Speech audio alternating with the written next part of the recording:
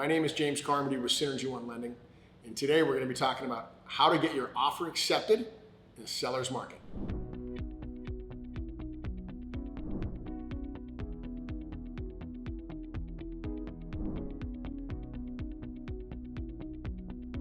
How to get your offer accepted in a seller's market, okay? There's a few strategies there. Number one, be a cash buyer if you can, right? Cash is king. Sellers want it, their money, faster, least amount of time, least amount of headache. So, cash, okay? For most of us, we're not cash buyers. We have a lender involved, we have a mortgage, we have contingencies, we have financing, okay? How do you get around the financing contingency? Get fully underwritten upfront at pre-approval time by the lender. That means the loan officer didn't just review your file, but the loan officer puts your whole package together, processor reviews it, submits it to underwriting, and it gets approved by an actual underwriter. And then take it one step further, clear those actual conditions. So, has your employment been verified? Do they have your most recent pay stub? Do they have your bank statements, your asset statements? Have they paper trailed where your cash to close, your down payment and closing costs, where all your money is coming from, okay? Have you explained everything on your tax returns? If you're self-employed, have you provided a year-to-date profit and loss statement? That's become very prevalent these days. So being fully underwritten at pre-approval, then you can talk with your loan officer and see, does it make sense? Is it responsible for you to write an offer with no financing contingency? But that is a huge tip, home run way to win in a seller's market.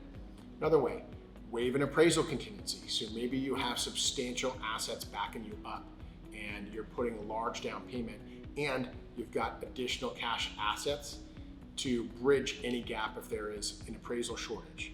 For example, let's say you're in contract for $1 million, but the property appraises for $900,000. You've now got a $100,000 gap.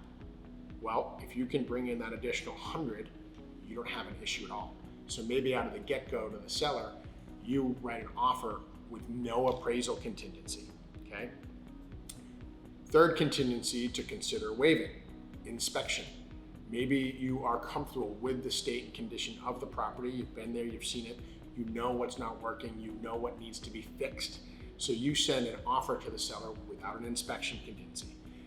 That's one I don't really advise. If I was to say keep one of the three, appraisal, financing, inspection, keep the inspection because none of us have x-ray vision. You want to be able to see between the walls and how's the electrical, the plumbing, roof, foundation, all that stuff that we can't see, with our eyes.